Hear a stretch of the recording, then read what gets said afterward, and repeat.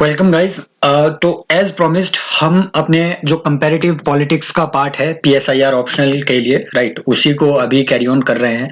और जो traditional approaches है वो हमने लास्ट लेक्चर में कवर कर दी थी। उनके क्या मेरिट्स है, क्या डीमेरिट्स है, कैसे वो इवॉल्व हुई थ्रू आउट द हिस्ट्री, कुछ एक अप्रोचेज को हमने वहां डिस्कस किया था। राइट बेसिकली अप्रोचेज उतनी इंपॉर्टेंट नहीं होती है, बट ये कोट करनी आपके लिए जरूरी होती है। लेकिन यहाँ आज हम जो कंपैरेटिव पॉलिटिक्स के जो मॉडर्न अप्रोचेज वाला पार्ट है, right, modern approaches to comparative politics, ये आज जो हम इसके इंपॉर्टेंट दो अप्रोचेज पढ़ रहे हैं, बिहेवियरलिज्म और पोस्ट बिहेवियरलिज्म, इनका राइज कैसे हुआ, इनका ओरिजिन क्या था, इनकी मेरिट्स डीमेरिट्स, ये सारी चीजें हम आज यहाँ पे डिस्कस करेंगे इस एक लेक्चर में, राइट। और यूपीएससी के पर्सपेक्टिव से हम ये डिस्कस कर रहे हैं, कोई यूनिवर्सिटी एग्जाम के पर्सपेक्टिव से नहीं, राइट, कोई रिसर्च के पर्सपेक्टिव से नहीं। यूपीएससी आपसे कैसे इससे क्वेश्चन पूछेगा, इन सारी चीजों को सामने देखते हुए हम ये चीजें यहाँ डिस्कस कर रहे हैं। तो पहला पहला आपको कहीं पे भी कोई भी अप्रोच की बात हो, पॉलिटिकल सोशियोलॉजी अप्रोच हो, पॉलिटिकल इकोनॉमी अप्रोच हो, राइट, आपको हो सकता है, मैं हर लेक्चर में ये बात आपको पहले ही यहाँ पे क्लियर कर देता हूँ कि हो सकता है आपको थोड़ी दिक्कत आए, राइट, क्योंकि मैं जो है अभी जो अपना लैपटॉप का टच पैड है सिर्फ उसी को यूज कर रहा हूँ, राइट। तो इस वजह से हो सकता है आपको थोड़ी दिक्कत आए, मेरे पास टीचिंग टैब नहीं है ना, तो राइटिंग की थोड़ी दिक्कत हो सकती है, लेकिन एक्सप्लेन मैं आपको अच्छे से करूंगा। तो कभी भी आप कोई भी अप्रोच पढ़ रहे हो, चाहे बिहेवियरलिज्म की अप्रोच हो, चाहे पोस्ट बिहेवियरलिज्म की अप्रोच हो, पॉलिटिकल सोशियोलॉजी एक हम अप्रोच आगे दिखेंगे, राइट, पॉलिटिकल इकोनॉमी अप्रोच उसको हम आगे डिस्कस करेंगे, राइट, या फिर जो मॉडल्स ऑफ स्टडी है, राइट, जो थर्ड वर्ल्ड को स्टडी करने के डिफरेंट मॉडल्स हैं, राइट, चाहे हमजा अल्वी का मॉडल हो गया, रिग्स का मॉडल हो गया, ये जो डिफरेंट मॉडल्स हैं ये राइज क्यों हुए, राइट, इन नए मॉडल्स की हमें जरूरत क्यों पड़ी, नए अप्रोचेस की हमें जरूरत क्यों पड़ी, ये सबसे पहला कारण है, राइट, जो आपको हमें सबसे पहले डिस्कस करना है कि कॉजेज क्या रहे इसके एवोल्यूशन के, नई अप्रोचेस के एवोल्यूशन के। कुछ कॉजेज हमने ऑलरेडी पिछले लेक्चर में डिस्कस किए हुए हैं कि जो आपकी ट्रेडिशनल अप्रोचेस थी, जो आपकी ट्रेडिशनल अप्रोचेस थी, ये बहुत रिडंडेंट हो चुकी थी, राइट। जो सेकेंड वर्ल्ड वॉर के बाद दुनिया के सामने जो प्रॉब्लम्स सामने आई, राइट, जो सबसे बड़ी प्रॉब्लम्स सामने निकली, पॉवर्टी, हंगर, राइट, इवन जो पॉलिटिकल सिस्टम है वो अच्छे से वर्क नहीं कर पा रहा था, राइट, पॉलिटिकल सिस्टम्स अच्छे से वर्क नहीं कर पा रहे थे। हमने डेमोक्रेसी लाने की कोशिश की, सेकेंड वर्ल्ड वॉर के बाद हमने डेमोक्रेसी लाने की कोशिश की पूरी दुनिया में, इसीलिए कॉलोनीज को जो है हमने लिबरेट किया। लेकिन उन पोस्ट कॉलोनियल स्टेट्स में कुछ ऐसे कॉम्प्लेक्स पॉलिटिकल सिस्टम आके उभरे कि जिससे डेमोक्रेसी का डिक्लाइन हो गया, राइट। फॉर एग्जाम्पल बहुत सारी स्टेट्स में, बहुत सारी कंट्रीज में मिलिट्री कू होने शुरू हो गए। उन सारी कंट्रीज में भी जहां पे फ्रीडम मूवमेंट चले थे, बाद में चल के वहां पे या तो कम्युनिस्ट रेवोल्यूशन आई, या एब्सोल्यूटिस्ट गवर्नमेंट एस्टेब्लिश हुई, या फिर मिलिट्री कू वहां पे हुए, राइट, मिलिट्री ने वहां पे अपना राज स्थापित कर दिया। तो ये जो नई प्रॉब्लम दुनिया के सामने आई, जो ट्रेडिशनल अप्रोचेस थी इन प्रॉब्लम्स को सॉल्व करने में वो नाकाम हुई, राइट, वो इन प्रॉब्लम्स का सॉल्यूशन नहीं दे पाई। यहां तक वो ये चीज अंडरस्टैंड नहीं कर पाई कि ये जो नए complex political systems third world में, पोस्ट कॉलोनियल स्टेट्स में, ये जो नए कॉम्प्लेक्स पॉलिटिकल सिस्टम्स राइज हुए हैं, इनके राइज होने के कारण क्या रहे, ये जो मिलिट्री कू हो रहे हैं इसके क्या कारण है, लोगों की जो फ्रीडम वायलेट हो रही है बार बार, और नए जो जो जो अब थर्ड वर्ल्ड में नई जो वॉर्स हो रही है, जैसे इंडिया पाकिस्तान की वॉर हुई, इन वॉर्स के कारण क्या है ये तक वो नहीं जान पाए। क्यों? क्योंकि ट्रेडिशनल अप्रोचेस किस चीज पे फोकस कर रही थी, वो इंस्टीट्यूशंस पे फोकस कर रही थी। वो तो सिर्फ ये स्टडी कर रही थी कि वेस्टर्न और नॉन वेस्टर्न सोसाइटी में एग्जीक्यूटिव कैसी है, लेजिस्लेचर कैसी है, राइट, आपकी जो आपकी जुडिशरी है उसमें क्या रिफॉर्म किए जाएं। ये सिर्फ इनफॉर्मल चीजों पे, इन फॉर्मल इंस्टीट्यूशंस पे फोकस कर रही थी। ये सिर्फ हिस्ट्री पे फोकस कर रही थी, जो हमने पिछला लेक्चर ऑलरेडी डिस्कस कर रखा है कि क्या इनकी खामियां थी, क्या इनकी कमजोरियां थी, what were main drawbacks of the traditional approaches. It is only because of these drawbacks that we needed new approaches to study the political systems of the world in a comparative sense.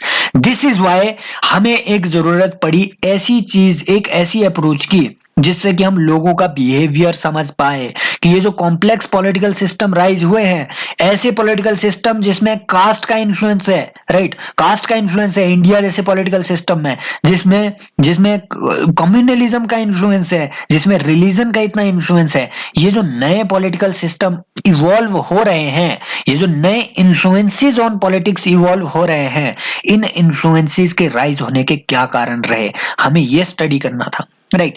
इसी को study करने के लिए हमें एक नए नए approach की जरूरत पड़ी। देखो, जो ट्रेडिशनल अप्रोचेस थी, they were basically unable to explain the phenomena of the political scientist, इनको इग्नोर किया गया। सेकेंड वर्ल्ड वॉर के बाद, जो सेकेंड वर्ल्ड वॉर के बाद पॉलिटिकल साइंटिस्ट है, इनकी इज्जत ही खत्म हो गई, इनको इग्नोर किया गया ग्लोबली। क्यों? बेसिकली क्योंकि इनकी अप्रोचेस गलत थी। ये सिर्फ हिस्ट्री को स्टडी कर रहे थे, ये सिर्फ लॉ को, कानून को स्टडी कर रहे थे, इंस्टीट्यूशंस को स्टडी कर रहे थे, सोसाइटी को ये स्टडी कर ही नहीं पा रहे थे, ये कास्ट को स्टडी कर ही नहीं पा रहे थे, उनके इन्फ्लुएंस को ये देख ही नहीं पा रहे थे। ये यहां तक कि ये चीज एक्सप्लेन करने में इनको मुश्किल आ रही थी कि जो नए पोस्ट कॉलोनियल स्टेट्स जो राइज हो रहे हैं, ये रिलीजन की वजह से क्यों राइज हो रहे हैं। फॉर एग्जांपल, इंडिया का जो सेपरेशन हुआ, राइट, जो हमारा 1947 में जो इंडिया का डिवीजन हुआ, वो रिलीजन के बेसिस पे हुआ, लेकिन अब वो एक पॉलिटिकल इन्फ्लुएंस थी, राइट, वो एक पॉलिटिकल इवेंट था। इंडिया का डिवीजन होना, इंडिया सेपरेशन होना, इंडिया पाकिस्तान का, ये एक पॉलिटिकल इवेंट था। लेकिन ये पॉलिटिकल इवेंट क्यों हुआ इस तरीके से? इसमें सोसाइटी का इन्फ्लुएंस था, इसमें लोगों के एटीट्यूड का इन्फ्लुएंस था, माइनॉरिटीज में डर था, और वो डर फैलाया हुआ था जिन्ना जैसे लीडर्स ने। इट मींस इसमें कैरिज्मा का भी इन्फ्लुएंस था। इन सारी चीजों को स्टडी ही नहीं कर रहे थे ये लोग, ट्रेडिशनल अप्रोचेस वाले लोग। इसीलिए ग्लोबल कम्युनिटी ने पॉलिटिकल साइंटिस्ट्स को उस वक्त बहुत इग्नोर किया, इज्जत ही खत्म हो गई पॉलिटिकल साइंटिस्ट की, हम लोगों की, राइट। और लोगों का मानना हुआ कि भाई ये जो पॉलिटिकल साइंटिस्ट है, ये बेसिकली डिस्क्राइब कर रहे हैं चीजों को, राइट, ये हिस्ट्री पे फंसे हुए हैं, नई प्रॉब्लम्स को तो ये सॉल्व कर ही नहीं पा रहे हैं। इसी से नाराज होके कुछ एक मतलब ऐसे विद्वान निकले, डेविड ईस्टन जैसे। तो इनकी लीडरशिप में क्या हुआ, अब इनकी लीडरशिप में डिसाइड हुआ, बेसिकली 1959 में यूएसए में एक पॉलिटिकल साइंटिस्ट की कॉन्फ्रेंस हुई थी, राइट। तो उसमें डेविड ईस्टन ने ये प्रपोजल सामने रखा कि हम क्या करेंगे, हम पॉलिटिकल साइंस को अब एक साइंस ऑफ पॉलिटिक्स बनाएंगे, राइट। हम इसे एक थ्योरी ऑफ पॉलिटिक्स नहीं रखेंगे, राइट, हम इसे एक थ्योरी ऑफ पॉलिटिक्स नहीं रखेंगे, हम इसे एक फिलॉसफी ऑफ पॉलिटिक्स भी नहीं रखेंगे, हम सिर्फ फिलॉसफी पे फोकस नहीं करेंगे, हम इसे एक साइंस ऑफ पॉलिटिक्स बनाएंगे, हम इसे प्योर साइंस बनाने की कोशिश करेंगे, ताकि हम मॉडर्न वर्ल्ड के प्रॉब्लम्स के लिए एक साइंटिफिक सॉल्यूशन दे पाए, एक साइंटिफिक सॉल्यूशन दे पाए। किसने बोला? डेविड ईस्टन ने और उसके साथियों ने, राइट। अब ये साइंस ऑफ पॉलिटिक्स कैसे बनाया जाएगा, ये हम आगे अब डिस्कस करेंगे, राइट। इसी के लिए इन्होंने अब मेन फोकस क्या रखा, इन्होंने हिस्ट्री से फोकस हटा दिया, इन्होंने फिलॉसफी से फोकस हटा दिया, इन्होंने वैल्यूज से फोकस हटा दिया, राइट, लिबर्टी, इक्वालिटी, जस्टिस। इन्होंने बोला जाओ तुम भाड़ में, तुम लोगों को जितना डिस्क्राइब करना था कि जस्टिस कैसा होना चाहिए, जॉन रॉल्स वगैरह, इन्होंने डिस्क्राइब कर दिया, राइट। थ्योरी इन्होंने सब दे दी, इसे इंप्लीमेंट कैसे करना है, हमें उस पे फोकस करना है, इन्होंने ऐसा बोला। और इंप्लीमेंट करने के लिए, आई मीन नए वर्ल्ड की जो नए प्रॉब्लम्स हैं, इनका सॉल्यूशन देने के लिए हमें किस चीज पे फोकस करना होगा, हमें साइंटिफिक चीजों पे फोकस करना होगा, एम्पिरिकल ऑब्जर्वेशंस करनी होगी ह्यूमन के पॉलिटिकल एटीट्यूड की, राइट, पॉलिटिकल एटीट्यूड के। एम्पिरिकल ऑब्जर्वेशन माने कि भैया लोगों का जो वोटिंग बिहेवियर है, राइट, वोटिंग बिहेवियर है, वो किन किन चीजों से डिसाइड हो रहा है, थर्ड वर्ल्ड में या सेकंड वर्ल्ड में या फिर फर्स्ट वर्ल्ड में, जो वोटिंग बिहेवियर है ये कैसे चेंज हो रहा है लोगों का, इन चीजों पे इन्होंने फोकस करने की कोशिश की, राइट। जो पॉलिटिकल एटीट्यूड है लोगों का, फॉर एग्जांपल बहुत सारे लोग जो है पॉलिटिकली एपेथेटिक होते हैं। एपेथेटिक मतलब उन्हें कुछ फर्क ही नहीं पड़ रहा है कि पॉलिटिक्स में क्या चल रहा है, राइट। मान लो किसी अभी बॉलीवुड स्टार से तुम पूछ लो, आप जाओ किसी एक बॉलीवुड स्टार के स्टार किड से आप पूछोगे उनसे भारत की राष्ट्रपति का नाम क्या है, आई बेट 50% जो ये लोग हैं, इस तरीके के लोग, इनका पॉलिटिकल सोशलाइजेशन ही नहीं हुआ होता है, पॉलिटिकल सोशलाइजेशन ही नहीं हुआ होता है, राइट। इट मींस इनका जो सोशलाइजेशन, इनकी जो अपब्रिंगिंग हुई है एज ए चाइल्ड, उसमें पॉलिटिक्स का रोल ही नहीं है, इन्हें फर्क ही नहीं है कि देश में पॉलिटिक्स में, राजनीति में क्या चल रहा है, राइट राइट। तो ये जो एक इनका एपैथेटिक एटीट्यूड है, इस एपैथेटिक एटीट्यूड के कारण क्या है, उन चीजों को डिस्कस करना, उन चीजों को समझने की कोशिश करनी, ये किसने कहा, डेविड ईस्टन ने, कि हमें अब इन एम्पेरिकल चीजों पे, राइट, एटीट्यूडनल चीजों पे, बिहेवियरल चीजों पे हमें अब फोकस करना है। इसीलिए हमें देखने को मिला राइज ऑफ बिहेवियरलिज्म, जिसके कुछ अपने प्रिंसिपल्स थे। बिहेवियरलिज्म के अपने कुछ प्रिंसिपल्स है जो आपको पता होने चाहिए। बेसिकली इससे क्वेश्चन कैसे बनेंगे, वो सिंपल आपसे पूछ सकते हैं कि causes of evolution of behaviourism, 10 marker वो पूछ लेते हैं। देखो यूपीएससी इजीएस्ट क्वेश्चन भी आपसे पूछेगा, लेकिन उस क्वेश्चन को पूछने का तरीका डिफरेंट होगा, राइट। वो आपसे डिफरेंटली पूछेंगे, स्टेटमेंट दे देंगे, बोलेंगे कि एक्सप्लेन करो, या सिंपल आपसे पूछेंगे राइज ऑफ बिहेवियरलिज्म, बस इतना लिखेंगे, वो 10 मार्कर में बस इतना लिखेंगे, evolution of behaviourism, rise of behaviourism, या फिर causes of rise of behaviourism, इतना लिखेंगे, बोलेंगे कि एक्सप्लेन करो, राइट। तो ऐसे भी क्वेश्चन पूछ लेंगे, या फिर वो आपसे ये भी पूछेंगे fundamental principles of behaviourism, right, behaviourism के फंडामेंटल प्रिंसिपल्स क्या है। तो ये अब हम स्टडी करेंगे कि डेविड ईस्टन ने क्या बोला कि हमें किन चीजों पे फोकस करना है। पहला उसने बोला कि अगर हमें ऐसी कोई इंपेरिकल ऑब्जर्वेशंस लानी है, राइट, अगर हमने इंपेरिकल ऑब्जर्वेशंस करनी है ह्यूमन एटीट्यूड की, तो हमें सबसे पहले क्या करना पड़ेगा, हमें रेगुलरिटीज आइडेंटिफाई करनी पड़ेगी, राइट। मेन मकसद अभी भी इनका यही है कि हम एक पॉलिटिकल थ्योरी बिल्ड करें। थ्योरी का पर्पस क्या होता है, थ्योरी का पर्पस क्या होता है, प्रॉब्लम्स को सॉल्व करना, राइट। थ्योरी का पर्पस क्या होता है, प्रॉब्लम्स को सॉल्व करना। बेसिकली जैसे आइंस्टाइन ने अपनी theory of relativity the, theory of relativity the, purpose क्या था उसका, थ्योरी ऑफ रिलेटिविटी का पर्पस क्या था, उसका पर्पस था कि दुनिया की प्रॉब्लम्स, फिजिक्स की प्रॉब्लम सॉल्व करना, राइट। जो उस वक्त एनर्जी मास के बीच का रिलेशनशिप है, वो उस वक्त के साइंटिस्ट के लिए प्रॉब्लम बनी हुई थी, राइट। इवन जो आपके ब्लैक होल जैसी प्रॉब्लम्स उसने इमेजिन करी, उन प्रॉब्लम्स को सॉल्व करने के लिए उसने theory of relativity the Einstein ने, राइट। अब थ्योरी बिल्ड करना पॉलिटिकल साइंटिस्ट का भी काम है, पॉलिटिकल साइंटिस्ट का भी यही काम है, थ्योरी बिल्ड करना। पर थ्योरी रेगुलरिटीज पे बेसिस होती है, राइट, रेगुलरिटीज पे बेस्ड होती है। ह्यूमन एटीट्यूड्स में कुछ रेगुलरिटीज हमें आइडेंटिफाई करनी पड़ेगी, तभी हम ये थ्योरी दे पाएंगे कि इंडिया में जो कास्ट है इसका इन्फ्लुएंस ज्यादा है क्लास से, राइट। इंडिया की पॉलिटिक्स में मान लो हमें ये थ्योरी देनी है कि इंडिया की पॉलिटिक्स में कास्ट का इन्फ्लुएंस क्लास से ज्यादा है, तो उसके लिए हमें पॉलिटिकल एटीट्यूड की रेगुलरिटीज को पहले डिफाइन करना पड़ेगा। अब ये रेगुलरिटीज क्या है, मान लो अब बिहेवियरलिज्म को अगर स्टडी करना है, बिहेवियरलिज्म को ह्यूमन बिहेवियर स्टडी करना है, उन्हें स्टडी करना है कि इंसान का पॉलिटिकल एटीट्यूड वैसा क्यों है जैसा है, राइट।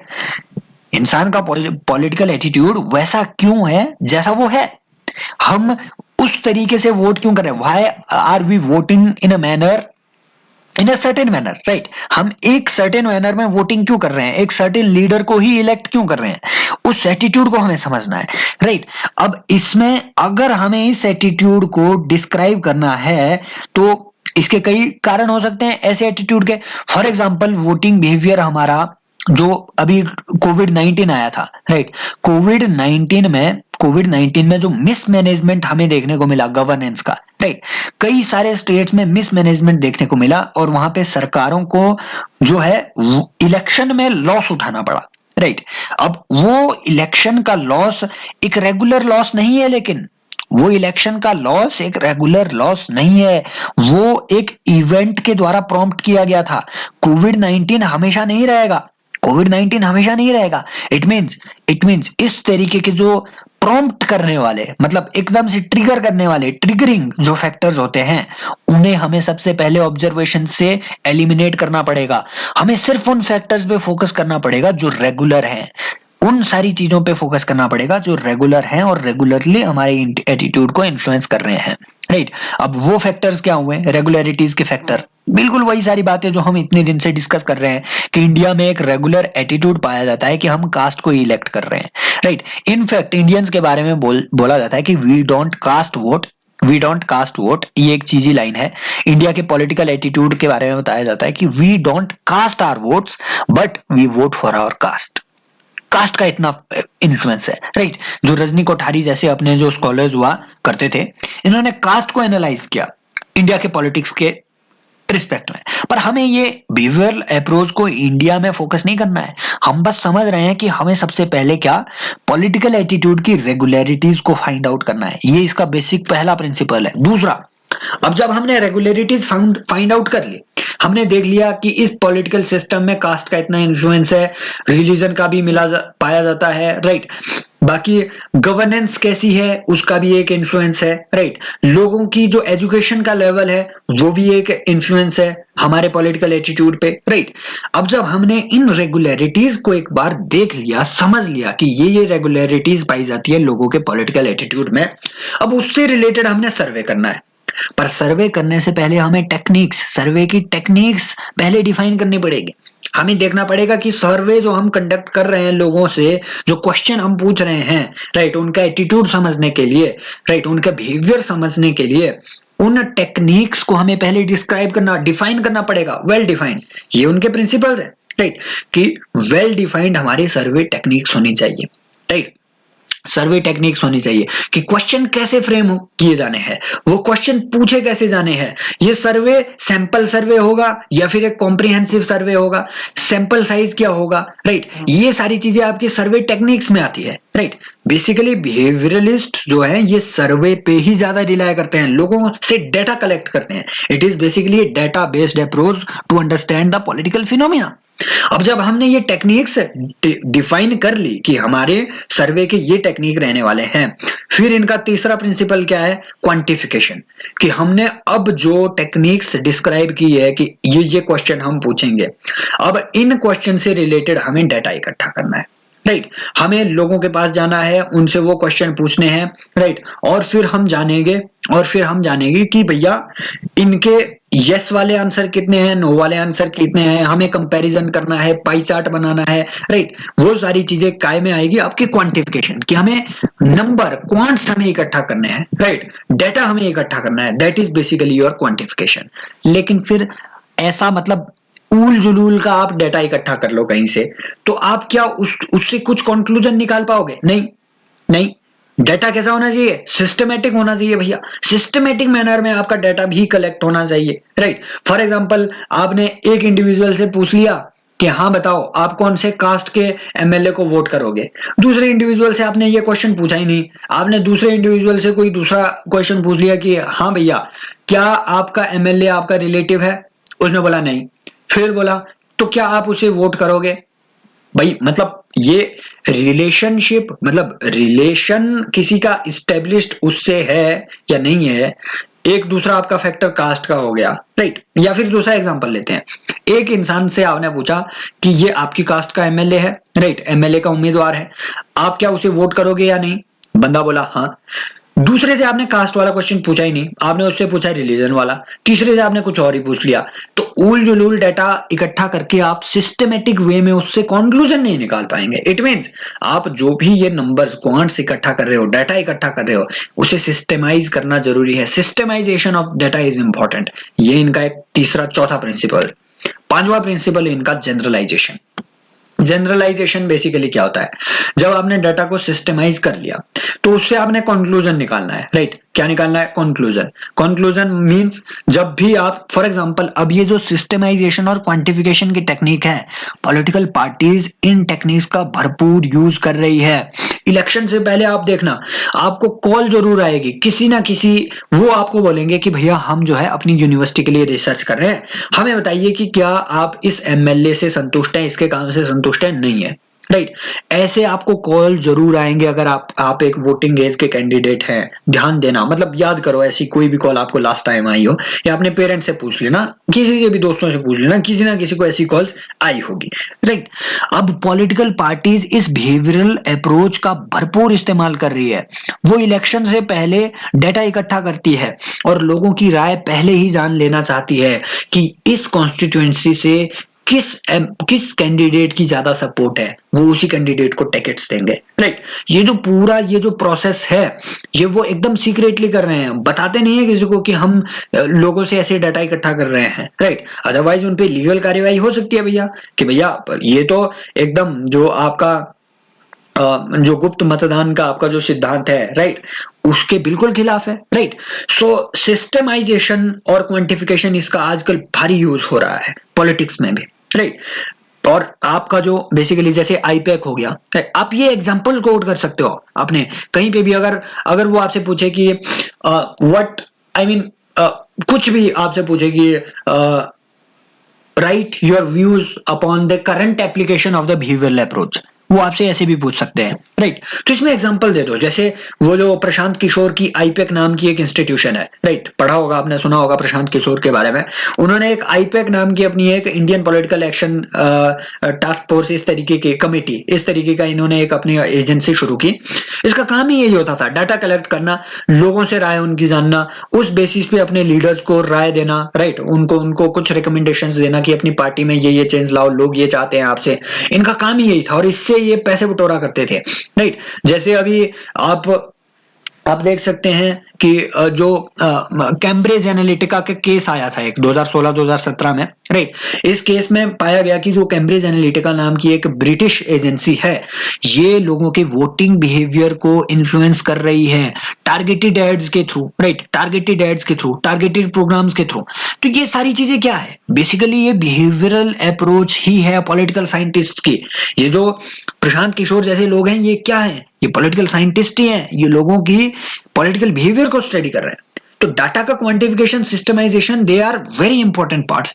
फिर आता है आपका जनरलाइजेशन, कि जो आपने कंक्लूजन बनाया, जो आपने कंक्लूजन निकाला डाटा से, उसको जनरलाइज करो। जनरलाइज मतलब आम लोगों तक, मतलब इस तरीके से उसे इंटरप्रेट करो so that it can cover the general public. General public means ये किसी एक सेक्शन से रिलेटेड डाटा ना हो, राइट, सेक्शन से रिलेटेड ये डाटा ना हो, इसमें कोई आपके जो सेक्टेरियन बायस है वो देखने को ना मिले।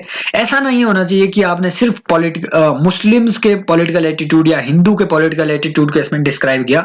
इसे जनरलाइज भी करो, आम लोगों को इसमें इंक्लूड करो, उनके पॉलिटिकल एटीट्यूड से इसे लिंक करो, राइट। हर एक आदमी का इसमें पॉलिटिकल एटीट्यूड जो है रिफ्लेक्ट होना चाहिए, बिहेवियर रिफ्लेक्ट होना चाहिए।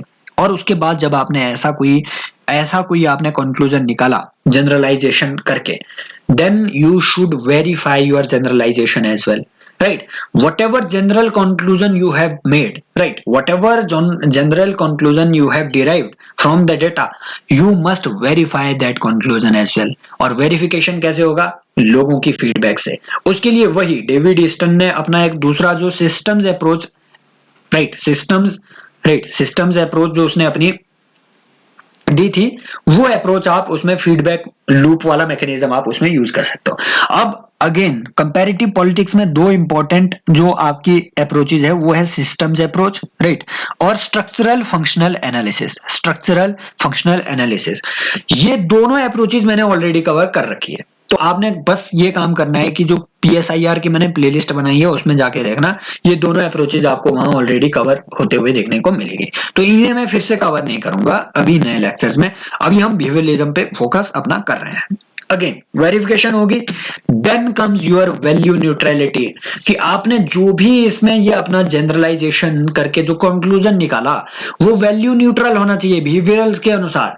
हमने जस्टिस पे फोकस नहीं करना है, इन वैल्यूज पे फोकस नहीं करना है कि जस्टिस कैसा होना चाहिए, इक्वालिटी का एक्सटेंट क्या हो, लिबर्टी लोगों को क्या दे, लिबर्टी का मीनिंग क्या है ना। इन्होंने बोला इन सारी चीजों से दूर रखो यार पॉलिटिकल साइंस को, इसे एक प्योर साइंस बनाओ, फिलॉसफी मत रहने दो। तो value neutrality is again there important principle. Then comes integration with other disciplines. Important बात कि आपने यहां से जो भी इस डेटा से कंक्लूजन निकाला है उसे इंटीग्रेट करने की कोशिश करो अदर डिसिप्लिन से। Integration is there important principal. Integrate कैसे करना है, मान लो लोगों ने किसी एक पॉलिटिकल पार्टी को वोट किया, उनकी वोटिंग प्रेफरेंस किसी एक पॉलिटिकल पार्टी के लिए है। Now you must integrate this conclusion कि भैया इनकी एक बीजेपी या फिर कांग्रेस के लिए इनकी अधेरेंस है। You must integrate it with the study of society, right, study of society, social factors, study of economic factors etcetera. For example हो सकता है कि कांग्रेस की सरकार ने पिछले किसी अपने किसी कार्यकाल में किसी एक पर्टिकुलर कम्युनिटी के लिए इकोनॉमिक इंसेंटिव दिए हों, राइट। या फिर हो सकता है कि इन्होंने पीवीटीजीज के लिए, particularly vulnerable tribal groups, PVTGs के लिए पिछली सरकारों ने अच्छा काम किया हो, तो पीवीटीजीज अभी इकोनॉमिक कारणों की वजह से अपना इनका बिहेवियर जो है ये उस पॉलिटिकल पार्टी के लिए बेटर होगा जिन्होंने इन्हें इकोनॉमिकली सपोर्ट किया। फॉर एग्जाम्पल, बीजेपी को आजकल ईडब्ल्यूएस का अच्छा सपोर्ट है, ईडब्ल्यूएस सेक्शन का। क्यों?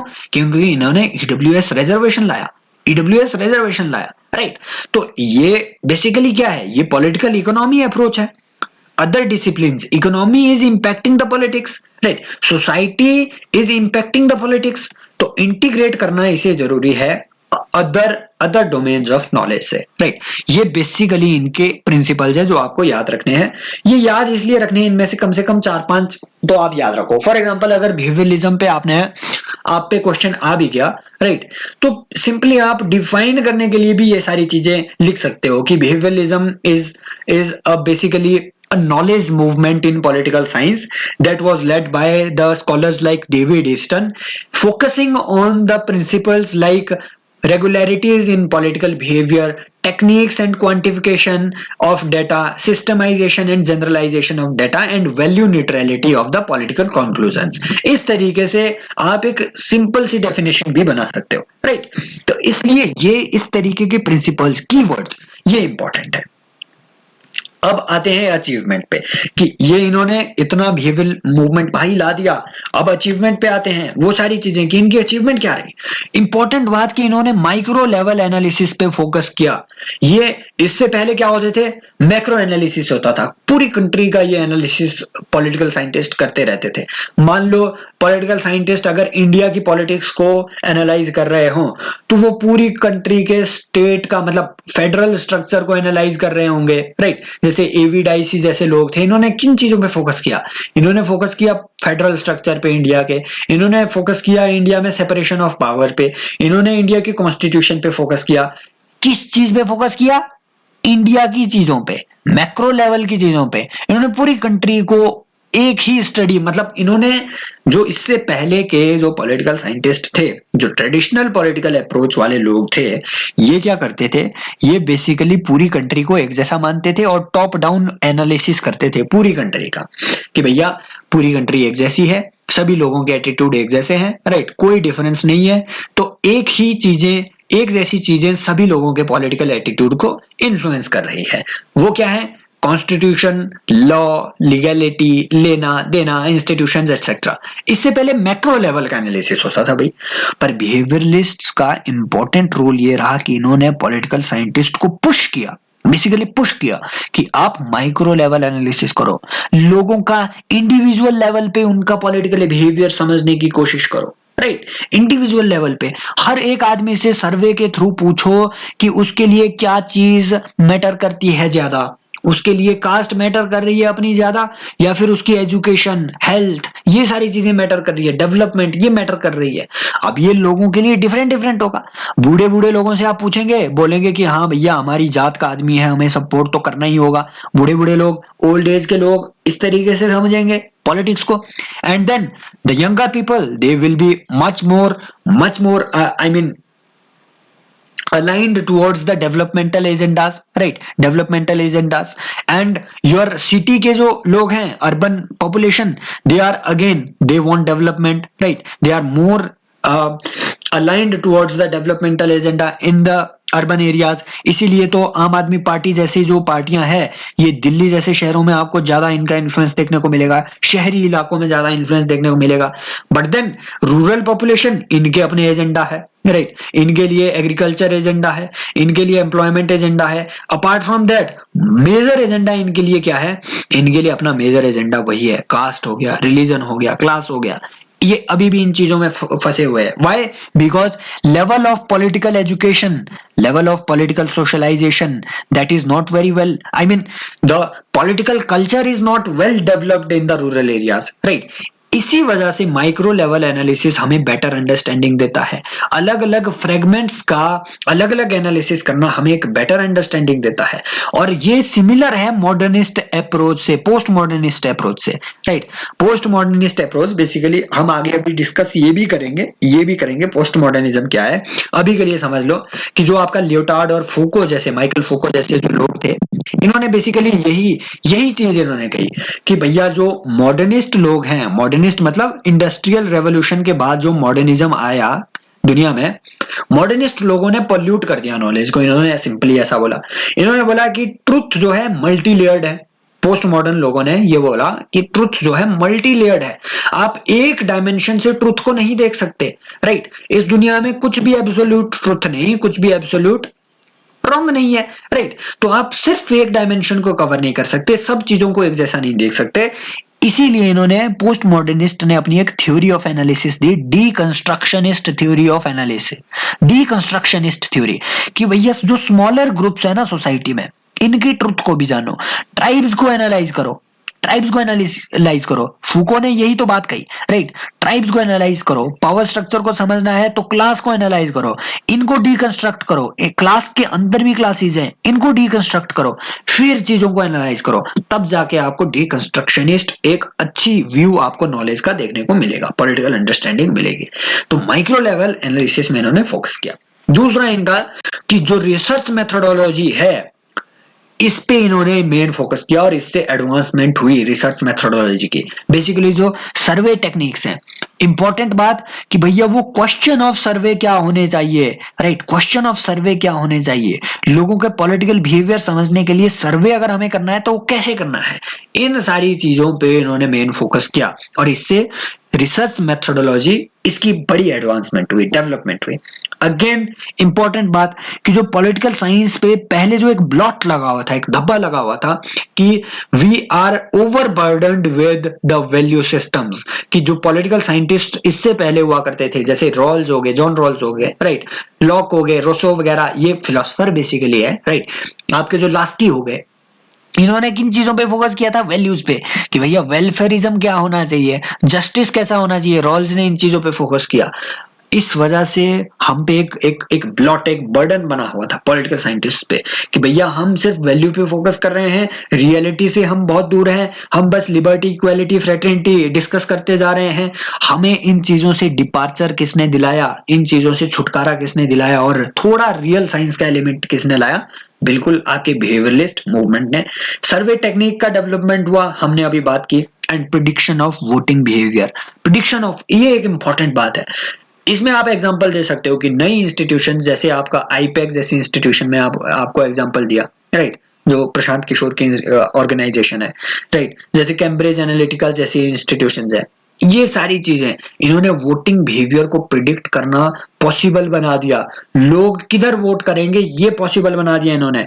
यहां तक कि प्रशांत किशोर ने भाई, जो वेस्ट बंगाल का इलेक्शन था, उसने सिंपल बोला कि 200 से पार हमारी जो टीएमसी की सीटें हैं वो इतनी ज्यादा आएगी, अगर ना आई तो मैं रिजाइन कर दूंगा, इतना उसने बोला और एग्जैक्ट वो हुआ। इस तरीके की उसने एक प्रेडिक्शन करी थी। तो इस लेवल का जो सर्वे टेक्निक्स की वजह से आपको देखने को मिलेगा, जैसे अभी हमें देखने को मिलता है कि ओपिनियन पोल्स होते हैं, राइट, ओपिनियन पोल्स होते हैं वोटिंग से पहले, और पहले ही वाकई में टीवी चैनल्स एक्यूरेटली बता देते हैं कि कौन जीत रहा है, कौन हार रहा है। वो किस वजह से, वो यही है बिहेवियरल अप्रोच के डेवलप होने की वजह से। पर फिर भाई कहीं पे अगर अच्छाइयां हैं तो बुराइयां भी भयंकर आएंगी।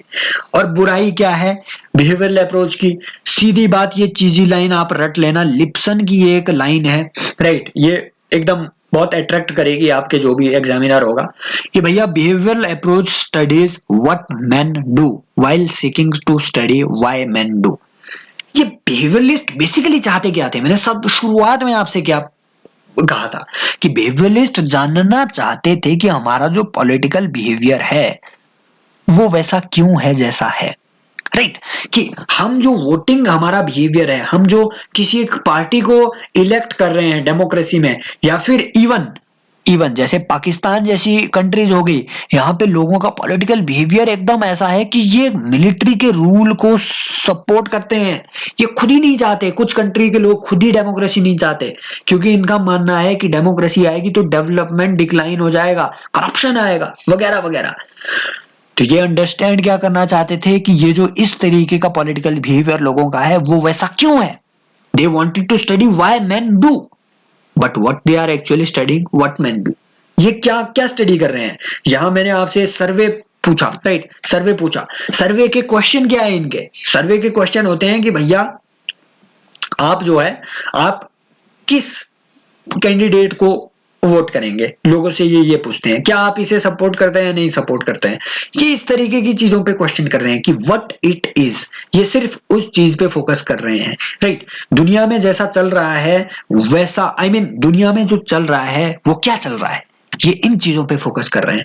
पॉलिटिक्स में जो चल रहा है वो क्या चल रहा है, राइट। लोग जो सोच रहे हैं वो क्या सोच रहे हैं, ये क्या व्हाट वाले पार्ट पे फोकस कर रहे हैं, क्यों वाला पार्ट इन्होंने छोड़ ही दिया। तो जो रियल कॉज इनका था ये उसी में फेल हो गए हैं। लिप्सन का ये मानना है, मेरा मानना नहीं है, मैं नहीं ये एलिगेशन लगा रहा हूं ना, लिप्सन लगा रहा है भाई। बात समझ में आ रही है आपको। नेक्स्ट इंपॉर्टेंट बात कि they are focusing less on the state, ये स्टेट पे फोकस कर ही नहीं रहे हैं, राइट। अब स्टेट की बेसिकली डेफिनेशन क्या है, पॉपुलेशन हो गया, सोवरेनिटी हो गया, सरकार हो गया, राइट, और आपका जो टेरिटरी हो गया, ये बेसिक सी डेफिनेशन है स्टेट की। अब ये स्टेट पे फोकस कर ही नहीं रहे हैं। बिहेवियरलिस्ट क्या मानते हैं कि जो पॉलिटिक्स है हमें इंस्टीट्यूशंस पे फोकस नहीं करना है, हमें जो लेजिस्लेचर है, एग्जीक्यूटिव है, जुडिशरी है, लॉ है, इन सारी चीजों पे फोकस करना ही नहीं है। ये पहले ही बोल रहे हैं, ये बोल रहे हैं कि स्टेट के एलिमेंट्स पे ज्यादा फोकस करके कोई फायदा नहीं है। अगर हमें पॉलिटिक्स की अंडरस्टैंडिंग लेनी है तो हम सोसाइटी पे फोकस करें, इकोनॉमिक स्टेटस पे फोकस करें लोगों के, राइट, डेवलपमेंटल लेवल पे फोकस करें लोगों के, राइट। उनके पॉलिटिकल एटीट्यूड को जानना है तो कास्ट पे फोकस करो, राइट, क्लास पे फोकस करो, इन चीजों को स्टडी करो, राइट। स्टेट को तो इन्होंने छोड़ ही दिया, बट पॉलिटिकल सिस्टम का मेन एलिमेंट क्या है किसी भी सोसाइटी में, स्टेट, सरकार कैसे फंक्शन कर रही है, इन्होंने वो छोड़ ही दिया। इस वजह से जो गवर्नेंस में रिफॉर्म्स लाए जाने चाहिए, ये उन रिफॉर्म्स को सजेस्ट ही नहीं कर पा रहे हैं, क्योंकि बिहेवियरलिस्ट ने इसे स्टडी करना ही छोड़ दिया। ये बस वोटिंग बिहेवियर, सर्वे, इन चीजों पे फंसे रहे, राइट। तो सॉल्यूशन ये भी नहीं दे पा रहे हैं गवर्नेंस की प्रॉब्लम्स के लिए। ये भी एक बड़ी दिक्कत है। यही वो दिक्कत है कि भैया जो लोगों की नई प्रॉब्लम्स आ रही थी, ये उसके लिए सॉल्यूशन प्राप्त कर ही नहीं पाए, ढूंढ ही नहीं पाए कि नई प्रॉब्लम्स के सॉल्यूशन क्या होंगे। ये बेसिकली डिस्क्राइब करते रहे सोसाइटी को, ये बेसिकली कास्ट को डिस्क्राइब करते रहे और प्रिडिक्शन पे फोकस करते रहे कि भैया कौन जीतेगा कौन हारेगा, इन्हीं चीजों पे, ओपिनियन पोल पे फोकस करते रहे। इन्होंने प्रॉब्लम्स का सॉल्यूशन देना ही छोड़ दिया, राइट, दे ही नहीं पाए। सॉरी गाइस, अब ये कॉल आ गई थी, राइट। तो and politics can not be value neutral. Basically लोगों का कहना है कि भैया पॉलिटिक्स वैल्यू न्यूट्रल कैसे हो सकती है। मेन एजेंडा क्या है पॉलिटिक्स का, यही कि जस्टिस सिक्योर किया जाए, इक्वलिटी लाई जाए, लिबर्टी लाई जाए, फ्रेटर्निटी लाई जाए, यही तो मेन एजेंडा है पॉलिटिक्स का। लेकिन इन्होंने क्या बोला कि पॉलिटिक्स को वैल्यू न्यूट्रल बनाओ। बट पॉलिटिक्स कैसे हो सकती है वैल्यू न्यूट्रल। अगर हमने पॉलिटिक्स को ही वैल्यू न्यूट्रल कर दिया तो पॉलिटिक्स का पर्पस क्या रह गया। तब तो ये सिर्फ गवर्नेंस बन गई भाई, तब तो ये सिर्फ गवर्नमेंट आपकी एक कंपनी बन जाएगी, राइट, एक एंटरप्राइज बन जाएगी, राइट। तो पॉलिटिक्स की जो वैल्यू न्यूट्रलिटी है, it is essentially questioned by the political science. इसी वजह से हमें देखने को मिलेगा, इन सभी कारणों की, इन सभी फ्लॉज की वजह से हमें पोस्ट बिहेवियरलिज्म देखने को मिलेगा। डेविड ईस्टन फिर से खुद आया, उसने अपनी ही अप्रोच को क्रिटिसाइज किया। पोस्ट बिहेवियरलिज्म का भी जो आपका फादर कह सकते हैं वो डेविड ईस्टन ही है। 1 डेकेड बाद, 10 साल बाद वो फिर से आया, इंटरनेशनल कॉन्फ्रेंस फिर से हुई, उसने अपनी ही अप्रोच को क्रिटिसाइज किया, बोला कि वैल्यू न्यूट्रलिटी वो मतलब हमें उतना फोकस उस पे नहीं करना है, हमें फैक्ट और वैल्यू दोनों पे फोकस करना है, फैक्ट और वैल्यू दोनों पे फोकस करना है, प्रॉब्लम और सॉल्यूशन दोनों पे फोकस करना है, डिस्क्रिप्शन और प्रेस्क्रिप्शन दोनों पे फोकस करना है। डेविड ईस्टन ने कहा, ये एक चीजी लाइन है, अगेन इस स्टेटमेंट को आप रट सकते हो कि to know is to bear the responsibility to act to change the society. कि भैया हमें सिर्फ नॉलेज इकट्ठा नहीं करनी है, हमें सिर्फ फैक्ट इकट्ठा नहीं करने हैं, सिर्फ पॉलिटिकल कंक्लूजन नहीं बनाने हैं। अगर हमारे पास नॉलेज है, फैक्ट है, कंक्लूजन है, इसका मतलब है कि हमें अब रिस्पॉन्सिबिलिटी लेनी होगी कि हम एक सोशल चेंज लाए। इट मीन्स अब पॉलिटिकल साइंटिस्ट को प्रोएक्टिव होना पड़ेगा। जो हमने डेटा इकट्ठा किया है उससे हमारे सामने जो प्रॉब्लम्स सामने निकल के आई है, उन प्रॉब्लम्स के लिए हमें सॉल्यूशन सुझाने पड़ेंगे। और वो सॉल्यूशन कैसे निकलेंगे? वैल्यूज से, जस्टिस को इंक्लूड करके, ऐसा इस तरीके से उस नए डेटा को जस्टिस से लिंक करके कि भैया इस सोसाइटी में जस्टिस के लिए मेन हिंड्रेंस क्या है? कास्ट के डिस्क्रिमिनेशन। इसे हटाया कैसे जाए? लोगों में बिहेवियरल चेंज लाके। बिहेवियरल चेंज कैसे लाया जाए? इसके लिए फिर से लोगों के बीच जाओ, एटीट्यूडनल चेंज लाओ। ये सारी चीजों पे इन्होंने अब फोकस किया कि भैया चेंज लाओ सोसाइटी में। अब इसके मेन प्रिंसिपल भी वही है कि भैया रेलेवेंस एंड एक्शंस, कि हमने अपनी जो पॉलिटिकल साइंस है उसे हमें रेलेवेंट भी बनाए रखना है। ऐसा नहीं है कि हम सिर्फ वैल्यू पे फोकस करते रहें और पॉलिटिकल साइंस फिर से वैसे ही इररेलेवेंट हो जाए जैसे ट्रेडिशनल थिंकर्स ने बना रखी थी। नहीं, हमें रेलेवेंस भी बनाई रखनी है, एक्शन पे भी फोकस करना है, राइट। हमें सोशल चेंज पे भी फोकस करना है, हमें वैल्यूज पे भी फोकस करना है। और इंपॉर्टेंट मेन प्रिंसिपल कि जो सब्सटेंस है, इट मींस जो इशू है ना सोसाइटी के सामने, इसको ज्यादा इंपॉर्टेंस मिलनी चाहिए, प्रेसिडेंस मिलनी चाहिए टेक्निक्स से ज्यादा। कि इससे पहले हम क्या कर रहे थे? बिहेवियरलिज्म में टेक्निक्स पे फोकस कर रहे थे, सर्वे टेक्निक पे फोकस कर रहे हैं, क्वेश्चनिंग टेक्निक पे फोकस कर रहे हैं, कंक्लूजन की टेक्निक पे फोकस कर रहे हैं। हम बेसिकली एक टेक्निक बन चुके थे, साइंस तो इसमें कुछ थी ही नहीं। मतलब कोई भी ऐसा पॉलिटिकल अंडरस्टैंडिंग या सोशल साइंस तो इसमें कुछ थी ही नहीं। अब इन्होंने कहा कि हमें इश्यूज पे मेन फोकस करना चाहिए टेक्निक्स के बजाय, right. Substance must have precedence over the techniques, ये अब पोस्ट बिहेवियरलिज्म का मानना है। और political science should focus on social change rather than social preservation. Important बात कि भैया इससे पहले बिहेवियरलिस्ट क्या कह रहे थे कि जैसा है वैसे रहने दो, हम बस इनसे डाटा कलेक्ट करेंगे और दुनिया को दिखाएंगे कि ये चीजें हैं जो आपके पॉलिटिकल चीजों जो आपके पॉलिटिकल एटीट्यूड को इन्फ्लुएंस कर रही है, राइट। ये चीजें हैं जो इस देश की पॉलिटिक्स को इन्फ्लुएंस करेगी, डिटरमाइन करेगी। ये सोशल प्रिजर्वेशन करने की बात कर रहे हैं कि भैया सोसाइटी जैसी है वैसे रहने दो, हम बस डिस्क्राइब करते रहेंगे। नाउ दे सेड कि no, David Easton said we must focus now on the social change as well। and social change कैसे आएगा? वैल्यूज को इनकलकेट करके। इसीलिए उसने कहा कि use of knowledge for the constructive action, study for the change, proactive role of the political scientist, it was envisioned by the post behavioral revolution। Basically जब आप फैक्ट को या नॉलेज को या बिहेवियरल अंडरस्टैंडिंग को वैल्यूज से link करोगे, that is your post behaviourism. Simple. अब इससे क्वेश्चन कैसे पूछेंगे ये अगले 1-2 मिनट में देखो। पोस्ट बिहेवियरलिज्म आपका दोनों कंप्लीट हो गया है। अब थोड़ा डिस्कस करते हैं कि इससे क्वेश्चन कैसे पूछेंगे। डायरेक्ट क्वेश्चन आ सकता है, बिल्कुल आ सकता है सर। 10 मार्कर वो सीधा पूछ लेंगे आपसे, एवोल्यूशन बताओ, बिहेवियरलिज्म क्यों हुआ, कॉजेज ऑफ राइज बताओ क्यों हुआ, बिहेवियरलिज्म के प्रिंसिपल बताओ क्या हुआ, क्या है बिहेवियरलिज्म, सिंपल वो पूछ लेंगे। या सिंपल बोलेंगे post behaviourism, describe post behaviourism, right. Simple वो इतना भी आपसे पूछ लेंगे, 150 वर्ड्स में डिस्क्राइब करो। लेकिन दुनिया में जो है ना, सीधा सीधा कुछ नहीं होता है, सीधा कुछ नहीं होता है दुनिया में हमेशा। और यूपीएससी की दुनिया में तो सीधा सीधा कुछ है ही नहीं। खासतौर पे 2020 के बाद सारे क्वेश्चन देख लेना यूपीएससी के, कुछ ना कुछ मतलब ऐसे तोड़ मरोड़ के वो पूछते हैं। तो सिंपल वो आपको कुछ भी बोल देंगे कि कोई स्टेटमेंट दे देंगे कि knowledge is not, I mean the knowledge should not be the focus of study but it should be the change, describe। या फिर वो ऐसे भी आपसे पूछ लेंगे कि मेयर फैक्ट्स, आई मीन कुछ ऐसे बोल देंगे कि fact as well as values, इस तरीके की कोई स्टेटमेंट वो बना देंगे। या इसी को वो आपको बोल देंगे कि to know is to bear the responsibility to act to change the society, right. वो इस तरीके से आपसे कुछ भी इन चीजों से पूछ सकते हैं, राइट। कोई स्टेटमेंट बना सकते हैं तोड़ मरोड़ के, आपको चीजें बस यही लिखनी होती है उन चीजों में। राइट, कि बिहेवियरलिज्म कुछ ना कुछ, लेकिन वो हिंट जरूर देंगे। मान लो अगर उसने ऐसे कोई स्टेटमेंट पूछ लिया, या तो वो आगे लिख देंगे डेविड ईस्टन, राइट, हिंट जरूर देंगे कि भैया ये किस चीज से रिलेट करती है। यूपीएससी हमेशा हिंट देता है आपको, प्री में भी मेंस में भी हिंट जरूर देगा। बस जिसने वो हिंट पकड़ लिया उसे थीम समझ आ जाएगी कि वो पूछ क्या रहा है। थीम समझना जरूरी है, राइट। तो आई होप ये लेक्चर आपके लिए हेल्पफुल साबित हो रहे होंगे। अगर ऐसा है तो कमेंट में जरूर बताइए, राइट। और इसके बाद मैं अभी आज से ही ये शुरू कर रहा हूँ पीवाईक्यूज का रिसर्च प्रोग्राम। बेसिकली अगर आपने वो ज्वाइन करना है, फ्री में है, यूट्यूब में आएगा। डेली 5 पीवाईक्यूज हम डिस्कस करेंगे।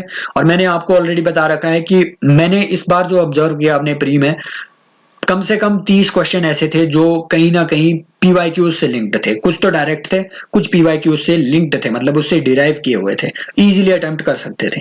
तो पीवाईक्यूज आर वेरी इंपॉर्टेंट। उसमें हम कॉम्प्रिहेंसिवली रिसर्च करेंगे प्रीवियस ईयर के क्वेश्चन पे, सिर्फ यूपीएससी के सीएससी के नहीं, बल्कि जो सीडीएस के एग्जाम है, सीएपीएफ के एग्जाम है, धीरे धीरे हम उन्हें भी कवर करेंगे। और 200 दिन अभी आई थिंक प्री में बचे हुए हैं, उतने में हम 800-900 क्वेश्चन, इतनी थीम को हम उसमें डिस्कस कर ही लेंगे, राइट। तो आप उसे ज्वाइन कर सकते हैं, इसके लेक्चर्स धीरे धीरे अपलोड होते रहेंगे।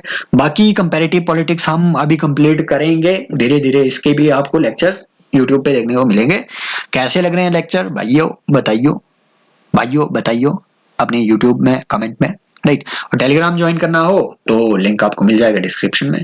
Take care, bye bye.